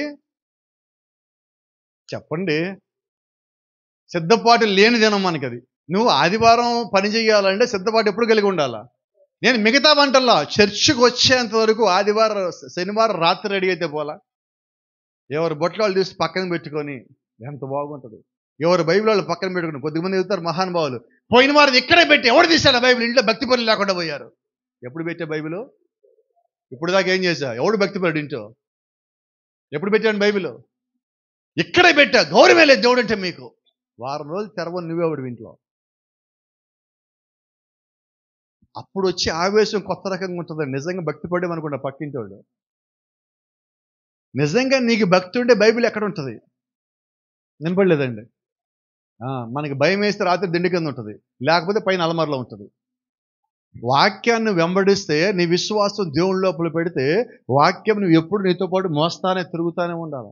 ఎందుకంటే నీకు ఎప్పుడు టైం దొరికితే ఒక్కసారి బైబిల్ తెరు, నువ్వు ఎక్కడి నుంచి ఆపావు అక్కడి నుంచి చదువు. జోదాలు ఆడొద్దండి బైబిల్లో. ఎక్కడ చోట తీసి ఈరోజు ఈ వాక్యం దేవుడు నాకు ఇచ్చారు అనొద్దు. ప్రతి వాక్యం నీదే ఒక క్రమంలో చదువు. ఎప్పటికీ చెప్తాను నేను, అది దేవుడు బైబిల్ గ్రంథం అంటే దేవుడు నీ కొరకు రాసిన ప్రేమ లేఖది. ఆ ప్రేమ లేఖ మనం చదవలేదంటే నువ్వు దేవుడిని ఇంకేం ప్రేమించగలవు? ఆయన ప్రేమ నీకేం అర్థమవుతుంది? అసలు చదివితే కదా నీకు బాధో, సంతోషమో, ఆనందమో, ఆయన ఎప్పుడు వస్తాడో, ఎప్పుడు తీసుకోపోతాడో, నీ కొరకు సిద్ధపరిచాడో, నీకు ఇచ్చిన వాగ్దానం ఏంటి అని తెలిసే దానిలోనే కూడా ఉన్నది. ఇంకో మాట అంటాం, పాస్టర్ గారు బైబిల్ చదువుతున్నాం కానీ ఏంటో అది తెలుగు లాగే ఉంది పాస్టర్ గారు. ఏ బైబిల్ అది? తెలుగు లాగే ఉంది కానీ అది కొత్తగా ఉండదు పాస్టర్ గారు. నేను అంటాను, దేవుడు అలాగే రాయించడం కూడా మేలైంది అంటాను నేను. ఎందుకో చెప్పనా, అది అర్థం కాలేదని వదిలేసేవాడు కొద్దిమంది, అక్కడ వదిలేసేవాడు. అది అర్థమయ్యేదాకా అర్థం కావాలి ప్రభువా అని ప్రార్థన చేసేవాడు కూడా అక్కడే పెరిగారు. ఇప్పుడు నా పరిస్థితి ఉంది. నేను దేవుడి దగ్గరికి వచ్చినప్పుడు, దేవుడి గురించి నాకు తెలిసినప్పుడు నేరుగా హిందుత్వంలో నుంచి వచ్చాను. నేను ఏమీ తెలియదు. బహుశా నాకు గుర్తున్నంత వరకు అప్పుడు కూడా లాస్ట్ టైం నేను చేసిన పండగ ఏదైనా ఉందంటే హిందువుల వినాయక చవితి అనుకుంటాను. అది అయిపోగానే అక్టోబర్లోనే, ఈ దసరా అయిపోగానే అక్టోబర్లో బైబిల్ చదవటం బిగిన్ చేశాను. మొత్తం కొత్తగా ఉన్నది. ఏదోటి చేసి మొత్తానికి 6 నెలల్లో 3 నెలల్లోనూ బైబిల్ మొత్తం పూర్తి చేశా. అసలు దీని సంగతి ఏంటో తెలియాలని చెప్పి మోకాళ్ళ మీద కూర్చొని రెండోసారి బిగిన్ చేశా. 2, 3, 4, 5, 6 మొత్తం 5 సార్లు బైబిల్ని మోకాళ్ళ మీద చదివాను. ఇది ఎందుకు అర్థం కావట్లేదు, నాకు అర్థం కావాలని. రెండోసారికి ఒక సంగతి అర్థమైంది. బైబిల్ చదవాలంటే ముందు ప్రార్థన చేయాలన్నమాట. మూడోసారి ఇంకోటి అర్థమైంది, బైబిల్ ఎవడో బోధించి అర్థం కాదు, రాసినోడే చెప్పాలా. అలాగా బైబిల్ తీసుకొని ఈరోజు ఇక్కడ నిలబెట్టడానికి సహాయం చేసేది. అయితే నేనేమంటాను, నీకు అర్థం కాలేదని వదిలేయొద్దు. ఏం చేయాలి? ఎవరు చెప్పరు. ఎవరు కోపడమాకనమ్మా. ఇక్కడున్న స్త్రీలు పురుషులు అందరికీ మాట్లాడుతున్నాను. మీరు పెళ్ళిళ్ళు చేసుకోగానే మీ భార్యాభర్తలకు ఒకరికొకరు అర్థమయ్యారా? కొద్దిమంది అంటారు, ఎందుకు పాస్ కట్టండి జ్ఞాపకాలు, ఇప్పుడు సంతోషంగా ఉన్న వాక్యంలో అతను ఎందుకు జ్ఞాపకం చేస్తారు ఇప్పుడు అంటారా? కొద్దిమంది ఎప్పటికీ మాకు అర్థం కాదండి మా ఆయన. ఏంటో ఆయన ఉన్నప్పుడు కామగా నోరు మూసుకుంటే పోయిన తర్వాత మేము ఇంట్లోంచి బయటికి పోయిన తర్వాత ఇంకోటి అనుకునేవాడు. సంతోషంగా ఉంచామండి. ఎందుకని ఈ మాట అంటానంటే, నువ్వు అర్థం చేసుకోవడానికి ప్రయత్నించాలంటే మొదటగా ప్రేమించాలి. ఎందుకు మన సమస్యలు ఈరోజు? ఎవరు చెప్పరా? ఈ ఆదివారం నిర్ణయం తీసుకున్నారా 21 సెప్టెంబర్ చెప్పకూడదని? ప్రేమ లేకే గొడవలు వస్తున్నాయి, ప్రేమ లేకే మనస్పర్ధలు వస్తున్నాయి. ప్రేమ అనేది ఉంటే అన్నిటినీ కప్పేది ప్రేమ. ఈరోజు దేవుడు ప్రేమ మనం ఇన్ని తప్పులు చేసినా ఎందుకు కప్పుతున్నదంటే, ఆయన ప్రేమ కన్నా మించింది మనకి ఇచ్చాడు. దాని పేరు కృప. ఆయన కృప చేత మనం కప్పబడ్డాం. లేకపోతే మనం చేసిన తప్పులకి దోషాలకి మనం ఎక్కడ ఉండాలి? ఈరోజు పాతాళం కన్నా ఇంకా కొంచెం కింద ఉండాలి మనం ఉంటే. కానీ ఆయన కృపను బట్టి మనల్ని ఇప్పుడు పాతాళానే కాదు, పాతాళం లాగుతున్నా పరలోకం తీసుకుపోతానని వాగ్దానం ఇచ్చాడు. ఎక్కడ మనం ఉన్నామో దేవుడు మనకు తెలియజేస్తున్నాడు. కాబట్టి నా నిర్ణయం ఏంటంటే, ఏం ఇలాగ ఉండకండి. ఇప్పుడు నేను ఎటు వెళ్తాడు ఈయన? నాకు చెప్పండి. మనం కూడా ఎగ్జాక్ట్గా అలాగే ఉన్నాం. ఈ గడి వర్తమానం అంటది, మీకు జ్ఞాపం చేస్తున్నా. అవ్వ ఎక్కడ నిలబడిందంటే, గీత ఉంటే గీత కుడికాలు ఇటు పక్కన పెట్టి ఎడంకాలు ఇటు పక్కన పెట్టి నుంచున్నదమ్మా. ఓ పక్కన అవిశ్వాసం లాగుతుంది, ఇంకో పక్కన విశ్వాసం లాగుతున్నది. ఓ పక్కనేమో దేవుడు లాగుతున్నాడు, ఇంకో పక్కన అపవాది లాగుతున్నాడు. ఇప్పుడు ఏమో ఊగిసలాడుతుంది. ఇటు తిరిగినప్పుడు పాస్టర్ గారు మీరు చెప్పింది కరెక్ట్ అంటుంది, ఇటు తిరిగితే అవును ఇది కూడా కరెక్టే కదా అంటుంది. ఎక్కడుందంటే ఆమె సందేహంలో ఉన్నది. నిజంగా ఆమె వాక్యానుసారంగా ఉంటే ఏదైనా తోటలోంచి బయటికి రాదు కదా, వాక్యంలోంచి బయటికి రాదు కదా. కాబట్టి నిజమైన విశ్వాసం అయితే ఆమె అక్కడి నుంచి బయటికి రాదు. ఆమె కలిగి ఉన్న అల్ప విశ్వాసమే పరిపూర్ణ వాక్య గ్రహింపు లేక, పరిశుద్ధాత్మ నాయకత్వం నడిపింపు లేక ఆమె అపరాధంలో పడింది. ఈరోజు భూమి మీదకి మరణం తెచ్చింది. అంతే కదా. పూర్తి జ్ఞానం ఉంటే ఆమె ఏం చేయాలి? దేవుడు చెప్పాడు మేము ఇలాగే ఉంటాం అంటాం కాదు. ఆయన చెప్పాడు, అది నమ్మాను, నేను దీన్ని దాటి రానని చెప్పాలి. ఇప్పుడు మనం ఏమంటున్నాం? మా పాస్టర్ ఇట్లా చెప్పారు, నువ్వేమని చెప్పు, మా పాస్టర్ గారు చెప్పారు. ఎవరు చెప్పారు? వినబడి ఎవరు చెప్పారు? ఎవరు మీ పాస్టర్ గారు చెప్పండి అసలుకి. ఎవడు పాల్కే, ఎవడు పాస్టర్ గారు? ఎవరు ఎక్కువ మనకి ఇప్పుడు? మనుషుల్ని కింద ఉంచాలి, దేవుడిని మనం పైన ఉంచాలా. వాక్యాన్ని మనం పైన ఉంచాలి. ఆయనకన్నా గొప్పవాడు ఎవడు లేడు. నువ్వు ఎప్పుడైతే దేవుడు ఇలాగ చెప్పాడు, నేను దాన్ని నమ్మాను, చేస్తున్నానన్నావో 1,00,000 మంది నీకు వచ్చి వ్యతిరేకంగా చెప్పినా నువ్వు వినవు, నమ్మవు. అంటే ఊగిసలాడే ధోరణి మనకొద్దు. భూమి మీద ఒక రాజు ఒక శాసనం పెట్టాడు. ఇప్పుడు దానియేలు ఎక్కడ చేయాలి ప్రార్థన విజ్ఞాపనలన్నీ? ఎక్కడ? ఆయన చెప్పినట్టుగా చేయాలి, దాని ప్రకారంగా ఉండాలి. ఇప్పుడు ఏం చేశారు? ఓ రోజు దానియేలు ప్రార్థన చేసుకుంటున్నాడు మధ్యాహ్నం పూట. అక్కడ వాళ్ళ దగ్గర మొబైల్ ఫోన్ ఉన్నది. దానియేలు రహస్య ప్రార్థన చేస్తే వీడియో షూట్ చేశారు, తీసుకెళ్ళి రాజుగారు ముందు పెట్టారు. ఇప్పుడు రాజుగారు ఏం చేశారు? శిక్షగా అమలు చేశారు. ఏ శిక్ష అది? సింహాల గుహలో. ఇప్పుడు దానియేలు విశ్వాసము పరీక్షించబడుతుంది, దానియేలు పెట్టుబడి పరీక్షించబడుతున్నది. అయితే మీరు గమనించండి, Daniel made an investment one day. ఒక దినము దానియేలు తన పెట్టుబడి మొత్తం దేవుళ్ళో పెట్టాడు. మీకు తెలుసు, మొత్తం దానియేలు ఒకడే కాదు, దానియేలుతో పోతే ఇంకా 3 ఉన్నారు. ఈ 4 ఒకేసారి బానిసలు కొనుకోబడ్డారు. దానియేలు, మేషాకు, షద్రకు, మేషాకు, అబేద్నెగో 4 ఒకేసారి చెరలోకి కొనుకోబడ్డారు. అయితే వాళ్ళలోంచి దేవుడు దానియేలు ఎన్నుకున్నాడు. దానియేలు యొక్క విశ్వాసం ఎక్కడుందంటే దేవుని లోపల పెట్టున్నాడు. గమనించండి, but he made an investment and look what he done. దేవుళ్ళు ఆయన పెట్టిన పెట్టుబడికి ప్రతిఫలం ఏమొచ్చింది? మంచిది వచ్చిందా, చెడ్డది వచ్చిందా? చెడ్డదే వచ్చింది. అయితే ముగింపు ఏమై ఉన్నది? ముగింపునికి మేలై ఉన్నది. అయితే ఇక్కడ నా ఉద్దేశం ఏంటంటే, ఈ ఉదయం మీకు చెప్పే ఉద్దేశము, నిజంగా నువ్వు దేవుళ్ళలో పెట్టుబడి పెట్టుంటే నిన్నెవరిని విమర్శ చేసినా, నిందల పాలు చేసినా, శోధించినా, బలహీనపరిచినా, ఇబ్బంది పెట్టినా జ్ఞాపకం చేసుకోండి, వారు కాసేపు సంతోషంగానే ఉంటారు, నువ్వు కాసేపు దుఃఖపడతావు, బాధపడతావు. అయితే నువ్వు కలిగి ఉన్న విశ్వాసము, నువ్వు పెట్టిన పెట్టుబడి తిరిగి ఫలితం ఇచ్చే సమయంలో నువ్వు దీర్ఘకాలంగా దేవుళ్ళలో స్థిరంగా ఉండగలుగుతావు. వాళ్ళ విశ్వాసం లేదు కాబట్టి వారు తాత్కాలికమైన సంతోషం పొందుతారు, కొద్ది కాలం నీ మీద వేసిన నిందకి.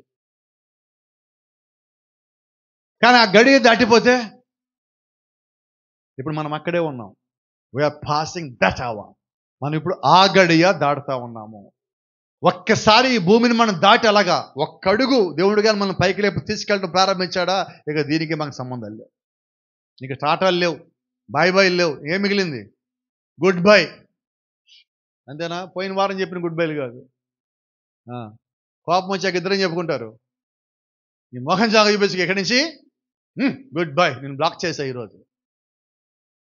మళ్ళీ వారం అయ్యాక వినబడలేదు, బ్లాకింగ్ ఎందుకు? ఇవి కాదు, నువ్వు ఇక్కడి నుంచి వెళ్ళిపోయిన తర్వాత మళ్ళీ ఇక్కడ తిరిగి రావు. నువ్వు తిరిగి వచ్చేటప్పుడు కొత్త భూమి, కొత్త ఆకాశం దేవుడిని కొరకు ఎక్కడ ఉంచుతావు అన్నాడు. ప్రజలు గమనించండి, దానియేలు తను దేవుళ్ళలో కలిగి ఉన్న విశ్వాసం పోగొట్టుకోలేదు. ఎంతమంది వచ్చినా, ఎంత వ్యతిరేకత వచ్చినా, నువ్వు దేవుణ్ణి నమ్మకూడదు, నువ్వు దేవుడికి ప్రార్థన చేయకూడదు, నువ్వు ఇలాగుండాలి అలాగుండాలి, ఎంత చెప్పినా కూడా ప్రాణం పోయినా పర్వాలేదు, అవిశ్వాసం కలిగి ఉండను, నా పెట్టుబడి దేవుళ్ళని ఉన్నది. చెప్పగలం మనం కూడా అలాగా? చెప్తున్నాం అలాగా? కొద్దిమంది ఎవరైనా వచ్చారనుకో, నేను కూడా నమ్ముతా మీ దేవుణ్ణి, నేను కూడా మీ దేవుణ్ణి నమ్ముతా. ఎక్కడుంది? ఇక్కడ జ్ఞాపకం చేసుకోండి, మీ దేవుడు మా దేవుడు లేడు, ఉన్నది ఒకడే దేవుడు. సమస్తము దేవుని మూలంగా కలిగెను, దేవుని లేకుండా ఏదీ లేదు. మనమందరూ ఆయన మూలంగా కలిగెను, ఒక్కడే దేవుడు, ఆ ఒక్కడే మనం సృష్టించాడు. మరి ఎంతమంది? వినబడలేదు.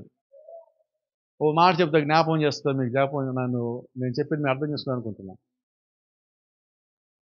కొన్నిసార్లు ఎవరో ఒకళ్ళు వచ్చి, ఇది మా దేవుడి ప్రసాదం తింటారా అంటారు. ఏం చేద్దాం? చెప్పండి ఒక మాట. ఏం చెప్పరా? ఎందుకంటే ఏ ప్రసాదం భాషకారంటారా? దాన్ని బట్టి నిర్ణయం తీసుకుంటారంటారా? నా ప్రశ్న ఏంటంటే, దేవుళ్ళు ఎంతమంది? మరి ఇప్పుడు మా దేవుడు అంటే నీకేంటి? దేవుళ్ళు ఎవరున్నది? నీ విశ్వాసం ఏం చెప్తున్నది? చదవలేదా కొరింథీయులు? ఎవరు విశ్వాసం? ఎక్కడ కలిగి ఉన్న విశ్వాసం? నీ విశ్వాసం ఒకటే, దేవుడు ఒక్కడే, బాప్తిజం ఒకటే, విశ్వాసం ఒకటే. ఇంకొకడు ఉన్నాడని నువ్వు ఎందుకు నమ్ముతున్నావు అంటున్నా. నువ్వు నమ్మితే ఇంకొకడు ఉన్నాడు, లేకపోతే లేదు. ఇప్పుడు చెప్పండి ఎంతమంది ఉన్నారు? ఇప్పుడు చెప్పండి ఎక్కడ పెట్టారు వాళ్ళు? ఈ భూమి ఎవరు సృష్టించారు? Praise the Lord. అంటే ఇప్పుడు నా విశ్వాసం ఏం చెప్పాలి? దేవుడు ఒక్కడే. అయితే పౌలు గారు ఇంకో మాట చెప్పారు, వారి అవిశ్వాసాన్ని బట్టి నువ్వు తినొద్దన్నారు. నీ విశ్వాసం బట్టి కాదు, వారి అవిశ్వాసాన్ని బట్టి నువ్వు తినకుండా దూరంగా ఉందన్నారు. అంటే మనకి లేఖనం అర్థం కాక మనం ఊగుతున్నాం, ఇచ్చుచుట్టూ ఊగుతున్నాం. స్థిరంగా ఉండండి, విశ్వాసంగా ఉండండి, వాక్యానుసారంగా ఉండండి. ఎంత వ్యతిరేకత వచ్చినా నీ విశ్వాసం నువ్వు కోల్పోవద్దు. అది నీకు మేలు చేసేదైనా నీ విశ్వాసం నువ్వు కోల్పోవద్దు. నష్టపరిచేదైనా కూడా నీ విశ్వాసం నువ్వు కోల్పోవద్దు. ఎందుకంటే నీ విశ్వాసమే నీ పెట్టుబడి. నీ పెట్టుబడి ఎప్పుడు ఎలాగ ఉండాలంటే విశ్వాసభరితమైన పెట్టుబడి నువ్వు కలిగి ఉండాలి. ఒకవేళ నీ దగ్గర విశ్వాసం లేదా ఏం చేయొద్దు? పెట్టుబడి అక్కడ ఉంది కదా, చెప్పండి అదేనా పోనీ. విశ్వాసం లేకుండా పెట్టుబడి పెట్టొద్దు. నా అర్థం ఏంటంటే విశ్వాసం లేకుండా నువ్వు సంఘానికి వచ్చి ప్రయోజనం ఏంటి? విశ్వాసం లేకుండా బైబిల్ పెట్టుకునే ప్రయోజనం ఏంటి? విశ్వాసం లేకుండా వాక్యం చదివి ప్రయోజనం ఏంటి? విశ్వాసం లేకుండా ప్రార్థన చేసి ప్రయోజనం ఏంటి? మన దగ్గర విశ్వాసం ఉందో టెస్ట్ చేద్దాం ఒకసారి. ఈ వారం మనకి జ్వరం వచ్చింది, పాస్టర్ గారు ప్రార్థన చేశారు. రెండో రోజు మళ్ళా పోయాను, పాస్టర్ గారు చెప్పండి అమ్మా, పాస్టర్ గారు మొన్న ప్రార్థన చేశారు కానీ తగ్గలేదు, మళ్ళా ప్రార్థన చేయండి. మరి మొన్న చేసి తగ్గపోతే ఈరోజు ఎందుకు తగ్గుతుంది? ఏం లేదంటూ ఇప్పుడు మన బలహీనత ఏమంటుందంటే ఇంకోసారి ప్రార్థన చేయించుకో. అది నీ విశ్వాసం కాదు, అపవాది నీకు పెట్టినది. నీ విశ్వాసం ఏం చెప్పుద్దంటే మొన్న చేస్తే ప్రార్థన నువ్వు నమ్ము, ఇప్పుడు నీకు స్వస్థత వస్తుంది. అయితే రహస్యమైన చెప్పున స్వస్థత నీకు ఇప్పుడు రాలేదు. ఎప్పుడు వచ్చింది? 2000 సంవత్సరాల క్రితం నీకు స్వస్థ వచ్చింది. నువ్వేం నమ్మాలి? ఈరోజు చేసిన ప్రార్థన 2000 సంవత్సరాల క్రితం వచ్చిన స్వస్థతన? ఆశ్చర్యం. ఈ గడియ వర్తమానం నాకు బాగా నచ్చేమాట ఒక మాట చెప్తా. ప్రార్థన దేవుణ్ణి తాకదు, దేవుణ్ణి చేరతది. విశ్వాసము దేవుణ్ణి చేరదు, విశ్వాసం దేవుణ్ణి తాకుతుంది. తేడా అర్థమైందా? నువ్వు ప్రార్థన చేస్తే దేవుడికి వినబడుతుంది, కానీ నీ విశ్వాసము దేవుని పాదాలు తాకుతుంది. స్వస్థత ఎక్కడి నుంచి రావాలి? ఇప్పుడు ప్రార్థనలోంచే, విశ్వాసంలో నుంచే. యేసుక్రీస్తు వస్త్రపు చెంగును ముట్టుకున్న తర్వాత ఆ స్త్రీ వైపు చూసి ఆయన ఏమన్నాడు? నీ ప్రార్థన అన్నాడా, నీ విశ్వాసం అన్నాడు. ఎందుకని ప్రార్థన చేయమంటున్నావంటే ప్రార్థనలోంచే నువ్వు విశ్వాసాన్ని పొందుకుంటావు. వాక్యం వినటం వల్లే విశ్వాసం పొందుకుంటున్నావు. సంఘానికి వచ్చేది విశ్వాసం పొందుకోవటానికి, పొందుకున్న విశ్వాసం ప్రకారంగా జీవించడానికి. కాబట్టి మనం బలహీనమైన విశ్వాసము కలిగి ఉండద్దు, బలమైన విశ్వాసం కలిగి ఉండాలి. ఎటువంటి విశ్వాసం తెలుసా? నీవు కలిగి ఉన్న విశ్వాసం బట్టి నీ ఇల్లంతా విశ్వాసంతో నిండాలి. ఒక్క విశ్వాసభరితమైన ప్రార్థన ఆ కుటుంబాన్ని యావత్తు మార్చగలదు. నోవాహుకున్న విశ్వాసం నోవా కుటుంబాన్ని కాపాడింది. Praise the Lord. ఇక్కడ గమనించండి, ఈరోజు ప్రపంచం మొత్తం నీకు వ్యతిరేకంగా ఎన్ని మాటలు చెప్పినా, నీ విశ్వాసాన్ని బద్దలు చేసే మాటలు చెప్పినా, ఒక సంగతి జ్ఞాపకం పెట్టుకో. ఏంటి ఆ సంగతి అంటే వాక్యానికి వ్యతిరేకమైంది ఏది నువ్వు నమ్మద్దు. అంతేనా? ఇప్పుడు మీకు కొద్దిమంది పిల్లలు కనిపిస్తున్నారు, ఇక్కడ 3 కనిపిస్తున్నారు ఇక్కడ నడుస్తా. వాళ్ళ వెనకాల ఏమున్నాయి కనబడుతున్నారు కూడా, అది కూడా ఏం కనిపిస్తుంది చెప్పండి? వాళ్ళ వెనకాల కత్తిడాలు, వెనకాల విల్లు, వెనకాల బ్యానర్ పట్టుకొని వెళ్తున్నారు. అయితే వాళ్ళు ముందేమున్నది? అవునా? అదేమన్నా పక్కకి వెళ్ళిందా? వీళ్ళు ఆపారు నడవటం, అది పక్కకి వెళ్తుందా? అది మన జీవితం. అది పక్కకు పోతుందా? మీకు జ్ఞాపకం చేశా, అది మీ ముందేముంటుంది. ఇప్పుడు కావాలి మీరు చర్చికి వెళ్తే ఇంటికి వెళ్తున్నారు కదా, ఈరోజు మీ వాక్యంలో విశ్వాసం పొందుకుందాం కదా, అది ఎక్కడ ఉంటుంది ఇప్పుడు? ఎందుకు వెనకుంటుంది? నువ్వు ఎక్కడ దొరుకుతావా, ఎక్కడ పడేద్దామా, ఎక్కడ లాగేద్దా వెనకాల దొరుకుతుంది. అది వర్తమానంలో ఒక మంచి మాట ఉన్నది, వాడు ముందు లేడు వెనకాలేడు అంటే అమ్మయ్య వాడు ముందు లేడు, వాడు వెనక్కి లేడు అనుకోవద్దు, వాడు నీ లోపల ఉన్నాడని. అంటే వాడు ఆల్రెడీ ఏం చేశాడు? అయిపోయిందనమాట. అది కాబట్టి వాడు ఎక్కడో చోట నీకు కనబడతా ఉండాలి, ముందో వెనకో. అయితే వాడు ఎంత దూరంగా ఉంటే నీకు అంత మేలు, వాడికి ఎంత దూరంగా నువ్వు ఉంటే అంత మేలు. కాబట్టి వాడు రానియద్దు, బయటే ఉంచండి. అపవాదిని రానీయకండి, ఎప్పుడు వాడి మాటల్ని వాడి ఆలోచన రానీయకండి. వాడిని ఎప్పుడు మనం దూరంగానే ఉంచాలి. అసలు ఇక్కడ చూడండి, ఎంత ఇబ్బంది పెట్టినా, ఎంత శోధన గురి చేసినా దానియేలు యొక్క విశ్వాసం ఏమంటుందంటే, దేవుడు నన్ను కాపాడతాడు, ఆయనని పంపించాడు, ఆయనని పిలిచాడు, కాబట్టి ఆయన నన్ను కాపాడతాడు. నా విశ్వాసం మొత్తం దేవుని లోపలే ఉంది. ఇక నేను మరేది నమ్మనన్నప్పుడు దానియేలును కాపాడాల్సిన బాధ్యత ఎవరిది ఇప్పుడు? కేవలము దేవుడిది మాత్రమే. అయితే ఆశ్చర్యం ఏంటంటే, దానియేలు విశ్వాసం కలిగిన దేవుడి మీద అయితే ఉదయమే రాజు వచ్చి అంటున్నాడు. చూడండి, ఈయన్ని సింహాల గుహలో రాజు పడేశాక ఆశ్చర్యం తెలుసా, ఆ రోజు రాత్రి పాటలు లేవు, ప్రోగ్రాములు లేవు, పార్టీలు లేవు, క్యాన్సిల్ అన్నాడు రాజు. రాత్రంతా ఆయన ఆల్రెడీ ప్రేయర్ చేశాడు. ఎవరి కోసం? దానియేలు ఆల్రెడీ ప్రేయర్ చేయటం లేదు, కానీ ఎవరు చేశాడు? పడేసినోడు. మిగతా బ్యాచ్ ఉంది, వీళ్ళని పడేయటానికి రెచ్చగొట్టి సీక్రెట్ కెమెరాలు వీడియోలు తీసేవాళ్ళు వీళ్ళు మొత్తము. వాళ్ళు హాయిగా తాగి తిని పడుకున్నారు. వాళ్ళకి తెలియదు పొద్దున సింహాలు నొట్టకపోతారు. ఇంకనుకుంటున్నా సింహాల కొరకు బాగా తిన్నారు రాత్రి వాళ్ళు, అంతేనా? ఇప్పుడు గమనించండి, దానియేలుని లోపల పడేశాక లోపల ఏం జరిగిందంటే, దానియేలు కింద పడగానే ఒక్కొక్క సింహం దానియేలు దగ్గరికి వస్తుంది. అది ఆశ్చర్యం ఏంటంటే, దానియేలు సింహాల గుహలోకి వస్తాడని సింహాలకు తెలియదు. రాజుకు వ్యతిరేకంగా వెళితే సింహాల గుహలో పడతాడని దానియేలు తెలుసు. అయితే దానియేలు కన్నా ముందు దేవుడికి తెలుసు. దానియేలు దేవుడి దగ్గర పెట్టుబడి పెట్టాడు కదా, మరి ఫలితం ఎక్కడ రావాలి?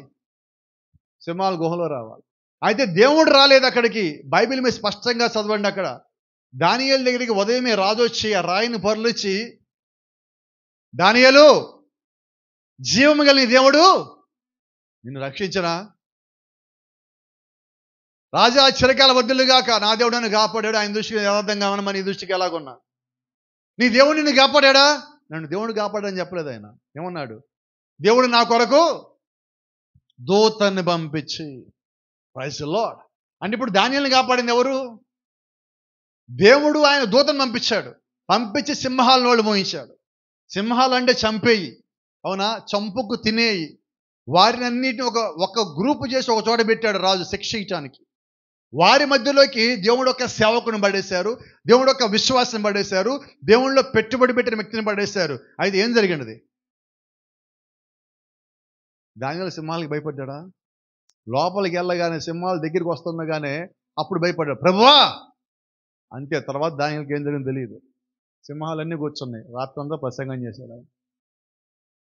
రాత్రంతా ఆల్రెడీ ప్రేయర్ అయింది, అంతే కదా? ఇప్పుడు దానియేలు అక్కడ ఏం చేసే సింహాలు మాట్లాడవు. ఎటువంటి స్థితి ఇచ్చాడు అంటే, నీ శత్రువుల యొక్క నోళ్లు మోయించి నువ్వు ఎక్కడైతే చనిపోవస్తున్నావో దేవుడిని అక్కడే బలంగా నిలబెట్టాడు. ఎలాగ నిలబెట్టాడు? ఆయన దూతను పంపించి, నువ్వు కలిగి ఉన్న విశ్వాసం బట్టి నిన్ను బలపరిచి. మనుషులకైనా సింహాలు బలమైనవి, బలమైన శరీరం కలిగినవి, చంపగలవు, తినేయగలవు, క్షణాల్లో తినేయగలవు, బైబిల్ చెప్తున్నది. ఆ తర్వాత దానియేలుని బయట తీసుకొచ్చి ఎవరైతే దానియేలు గురించి నిందేశారో వారిని పడేస్తే వారి శరీరాలు నేలకి తాకే లోపు ఎముకలు కనబడలే. ఇది వాళ్ళ పరిస్థితి. అయితే ఇక్కడేం జరిగింది? ఒక్కని విశ్వాసము, పూర్తిగా నీ విశ్వాసం. ఈరోజు మనం కూడా అటువంటి విశ్వాసం కలిగి ఉంటే ఎంత బాగుంటుందండి. ఎక్కడ పెడదాం మనం పెట్టుబడి? పూర్తిగా దేవుని లోపల. దానియేలుని కాపాడిన దేవుడు, నోవా కుటుంబాన్ని కాపాడిన దేవుడు. ఈరోజు నువ్వు కూడా పూర్తి విశ్వాసం కలిగి నిజమైన క్రైస్తవుడిగా నువ్వు జీవిస్తావు అంటే, నీవు కూడా దేవుని చిత్తంలో ఉన్న విశ్వాసం అయితే, నువ్వు కుడిమిగా నడగ్గా తిరగకపోతే, ఈరోజు ఈ చెడిపోయిన లోకంలో దేవుడు నిన్ను ఒక యథార్థవాదిగా ఉంచాలని కోరుకుంటున్నాడు. ఒక నిజమైన విశ్వాసిగా నిలబెట్టాలని దేవుడు కోరుకుంటున్నాడు. నీ నుంచి దేవుడు ఆశిస్తున్నది ఏంటంటే, నీ లోపల దేవుడు ఉండాలని ఆశపడుతున్నాడు. నిన్ను బలమైన విశ్వాసిగా ప్రపంచానికి చూపించాలని, దాని ద్వారా ఆయన యొక్క వాక్యాన్ని, ఆయన యొక్క సత్యానికి ప్రపంచానికి తెలియాలని దేవుడు నిన్ను వాడుకోవాలనుకుంటున్నాడు. నోవాహును వాడుకున్న దేవుడు, దానియేలును వాడుకున్న దేవుడు, మోషేను వాడుకున్న దేవుడు ఈరోజు భూమి మీద ఉన్న ప్రతి ఒక్కరిని వాడుకోవాలని ఆశపడుతున్నాడు. ఆయన చిత్తానికి లోపడితే దేవుడు నీలో ఉండి పని చేయగలడు. మన పెట్టుబడి ఎక్కడ పెడదాం ఇప్పుడు? ఖచ్చితంగా అంటే చెడిపోయిన పాడైపోయిన విశ్వాసం కాదండి. ఈ రోజు నిలబడి రేపు పక్కకి వెళ్ళిపోవడం కాదు. పూర్తిగా నీ విశ్వాసము నువ్వు దేవుని లోపల పెట్టినప్పుడు సింహాల గుహ నీ ముందు పనిచేయదు, పాతాళ నీ ముందు పనిచేయదు. యేసుక్రీస్తు ఒక మాట అంటున్నాడు, ఆయన కట్టే సంఘం ఎదుట పాతాళ లోక ద్వారంలో కూడా నిలువజాలవు. అటువంటి సంఘంలో దేవుడిని పెట్టాడు. అటువంటి దేవుడు ఈరోజు నీ లోపల ఉండాలని ఆశపడుతున్నాడు. అటువంటి విశ్వాసగా నువ్వు ఉండాలనుకుంటే ప్రపంచం దేనికి భయపడద్దు. వాక్యానికి లోబడు, కట్టుబడు, లోబడు. నువ్వు వాక్యానికి భయపడు, భూమి మీద దేనికి భయపడదు. నీ విశ్వాసము దేవుళ్ళో బలమైన పెట్టుబడిగా ఉండాలి. ఆమేన్. God bless you. దేవుడు మిమ్మల్ని దీవించును గాక. షలోమ్.